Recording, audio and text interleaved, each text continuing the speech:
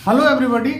आज का जो हमारा टॉपिक का डिस्कशन है वो है क्वांटिटेटिव इनहेरिटेंस। क्वांटिटेटिव इनहेरिटेंस को हम polygenic inheritance, cumulative effect, additive effect in नामों से भी जानते हैं। एक्चुअली क्वांटिटेटिव इनहेरिटेंस जो होता है इसमें कई जीन्स होते हैं जो स्मॉल और इक्वल अमाउंट में किसी पर्टिकुलर ट्रेट पर अपना प्रभाव डालते हैं। ये सभी का एक एक जीन का प्रभाव जुड़ के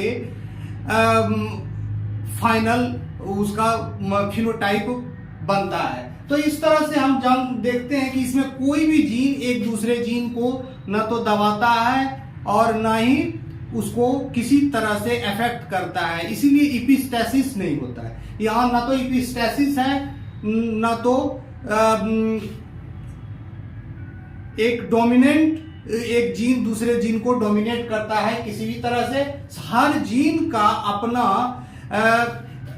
अलग अलग प्रभाव होता है, लेकिन ये सभी एक ही ट्रेट को इन्फ्लुएंस करते हैं। यहां हम देखते हैं स्किन कलर या बॉडी टोन जो है ह्यूमन बीइंग का वो कैसे इनहेरिट करता है।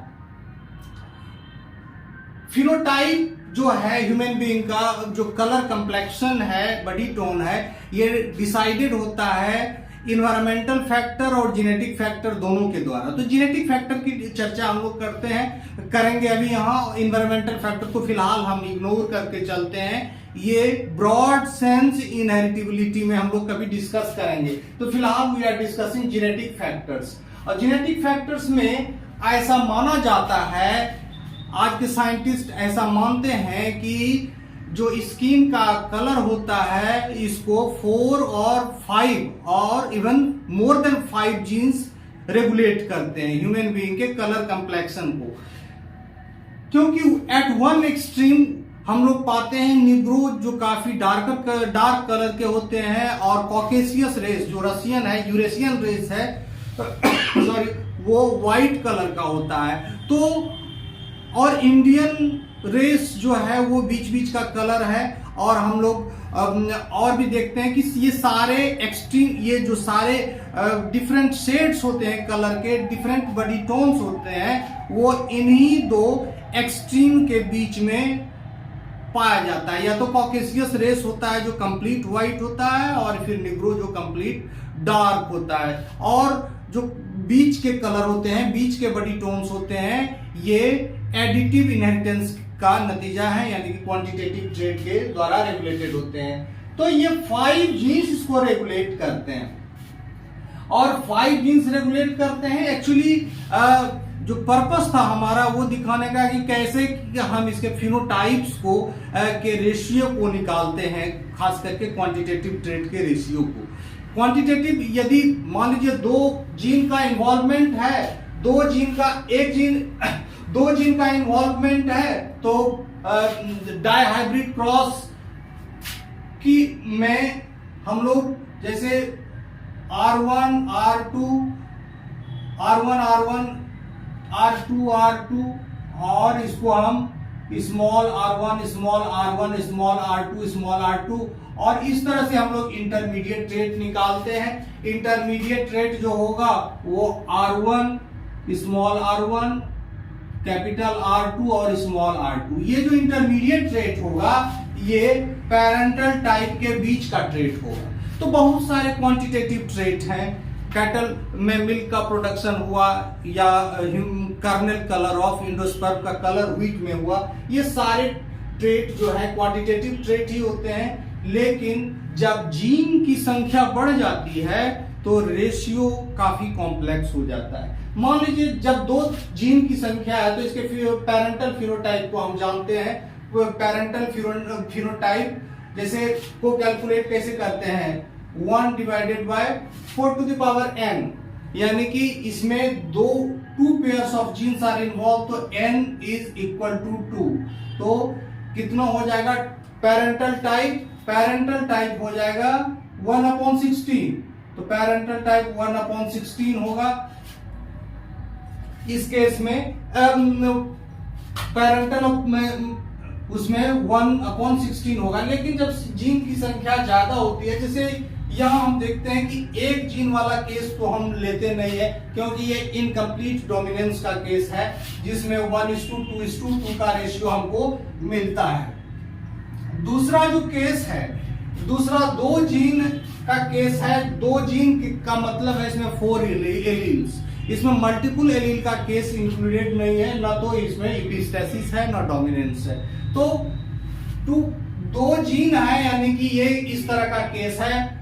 2 जीन है, 2 पेयर्स ऑफ जीन्स है, और इसमें इस केस में जो रेशियो आता है वो आता है 1:4:6:4:1।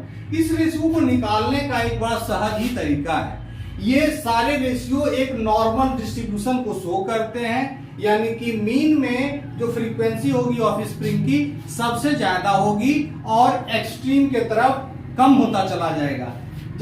यहां जैसे हम देखते हैं कि 2 जीन है, तो मान लीजिए इसको हमने इसको कैसे कैलकुलेट किया। 1 से हम चलते हैं, 1 को मैंने 2 भाग में बांटा है, 1 और 1 हो गया। फिर 1 को इससे जोड़ा है 1 और 2:1 निकल गया। ये साइड वाला 1 जैसे ये 1 है, 1 को हम लिखते हैं 1 के बाद फिर इसको मैंने बाइफरकेट किया 1:1, फिर अब इसको हमने बाइफरकेट किया 1, अब इसको इससे जोड़ देते हैं 2, और फिर इसको इधर वाले 1 को 1 रखते हैं और इसको जोड़ के 2 कर दिए। अब देखते हैं अगला रेशियो आता है 1:, इसको जोड़ देते हैं 3:1 ये रेशियो आता है।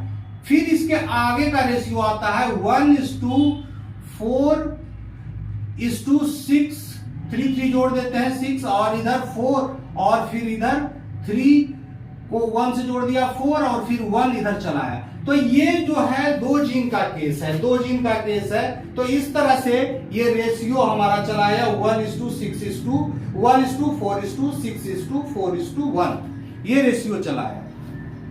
अब देखिए जब कॉम्प्लेक्स नंबर ऑफ जीन्स पढ़ते हैं तो ये रेशियो काफी कॉम्प्लेक्स होता चला जाता है। अब देखिए यहाँ ये रेशियो तो मैंने यहां से निकाला। अब यहाँ देखिए, यहाँ मैंने 1 को साइड में लिखा है, और 1 को 4 से जोड़ के 5 लिखा है, 1 को 4 से जोड़ के 5, और फिर बीच वाले रेशियो को 4 और 6 को जोड़ के 10, 4 और 6 को जोड़ के 10, और इधर 4 और 6 को जोड़ के 10। फिर आगे हम एक स्टेप बढ़ते हैं तो 1 और फिर 5 को जोड़ के 6, 1 और 5 6, 5 और 10 15, 10 और 10 20, 10 and 5 15, 5 and 1 6 and 1। फिर देखिए अगला रेशियो आ गया 1, उसके बाद 1 और 6 7, 7 और 15 21, 15 और 20 35, और 20 और 15 35, फिर 15 और 6 21, और 6 1 7, इधर 1 मैंने 1 को इधर रखा है। आगे हम देखते हैं, फिर 1 को इधर ले आए 1 7 8, 7 21 28, फिर 21 35 56, 35 35 70, 35 21 56, 21 7 28, 7 1 8, और फिर 1 इधर। फिर आगे हम इसी तरह से बढ़ते चले जाते हैं। देखिए हमारे पास एक पिरामिड तैयार हो गया रेशियो का। ये रेशियो 2 जीन्स 4 एलील्स के लिए रेशियो ये वाला होगा। 3 जीन्स के लिए 6 एलील्स होंगे, और इसमें जो रेशियो होगा 1:6:2, 15:20:15:6:1, यानी कि ये फिनोटाइपिक क्लास जो होगा ये 7 होगा। 7 फिनोटाइप के क्लास होंगे। इसमें जो है 5 फिनोटाइप का क्लास है। आगे यदि 3 जीन्स इन्वॉल्व होंगे, यानी कि 6 एलील्स इन्वॉल्व होंगे क्वांटिटेटिव ट्रेट में, तो रेशियो हो जाएगा 1:6:15:20:15:6:1। ये रेशियो याद करना थोड़ा डिफिकल्ट लगता है, इसको आसान तरीके से हम लोग निकाल लेते हैं और जहां जहां बीच में इवन वाले होते हैं उसको हम काट देते हैं। जैसे 10 के बगैर 10 आया, 35 के बाद 35 आया, या यहां देखते हैं क्या कहते हैं 126 के बाद 126 आया, इसको हम कैंसिल कर देंगे, इसको हम कैंसिल कर देते हैं और जो रिमेनिंग रेशियो है वो हमारे काम का है। वो रिमेनिंग रेशियो है, जैसे मान लीजिए 3 जीन्स हैं तो हमारे पास ये 3 जीन्स का एग्जांपल है जो नॉर्मल डिस्ट्रीब्यूशन यानी कि बेल शेप कर्व को दिखा रहा है। इसमें देखिए फिनोटाइप क्लास 7 है, 1 2 3 4 5 6 7 नंबर ऑफ ऑफस्प्रिंग्स है और इसमें dominant number of dominant allele है या डार्कर एलील है। यदि मान लीजिए ये 6 वाला एग्जांपल हम लेते हैं, 6 वाला, ये capital A capital B capital C small A small B small C, तो हमको इस तरह का ग्राफ मिलता है और ये जो रेशियो होगा ये हमको 1:6:15:15 6:1, यानी कि ये कुल मिलाकर 1 2 3 4 5 6 7 फिनोटाइप के क्लास होंगे, जिसमें नंबर ऑफ डोमिनेंट एलील यानी कि डार्कर जीन्स के जो एलील होंगे डोमिनेंट फॉर्म में उसकी संख्या बढ़ रही है।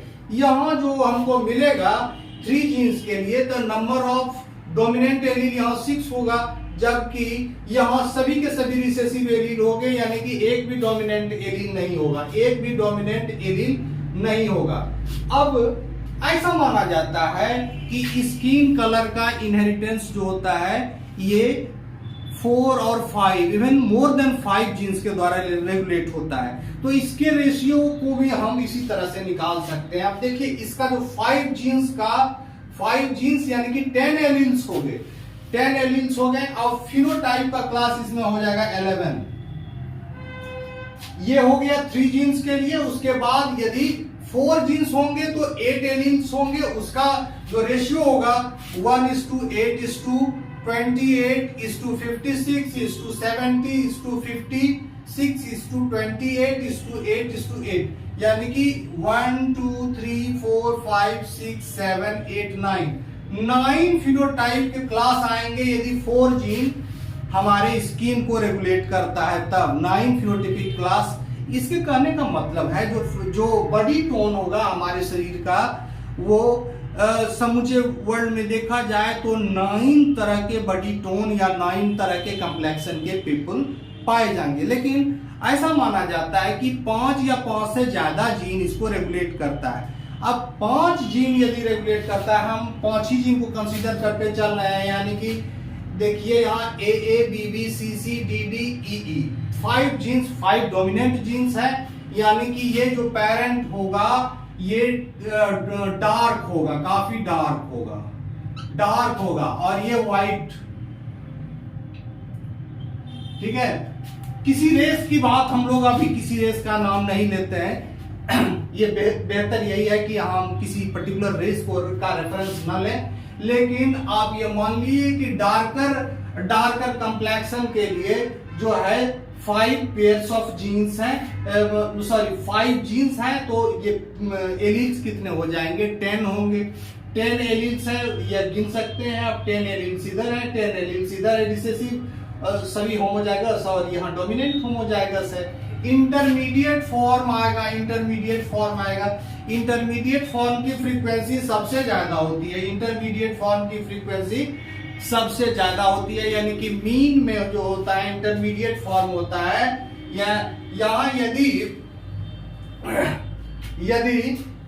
5 पेयर्स ऑफ जीन होंगे तो इंटरमीडिएट में जो होगा उसकी फ्रीक्वेंसी होगी 252 और पेरेंटल में तो वैसे ही कैलकुलेट कर सकते हैं हम, ये टोटल में हम कितने करेंगे 4 टू द पावर n, यानी कि 5, 4 को 4 टू द पावर 5 और इधर भी पेरेंटल टाइप को इस तरह से हम लोग इसको देखते हैं तो कितने तरह के फिनोटाइप पॉसिबल हैं। यदि 5 जीन हमारे स्किन टोन को कंट्रोल कर रहा है तो फिनोटिपिक क्लास जो पॉसिबल होगा वो 11 होगा और इसके रेशियो होंगे 1:10:245:210:220:120:45:10:1 कितना होगा।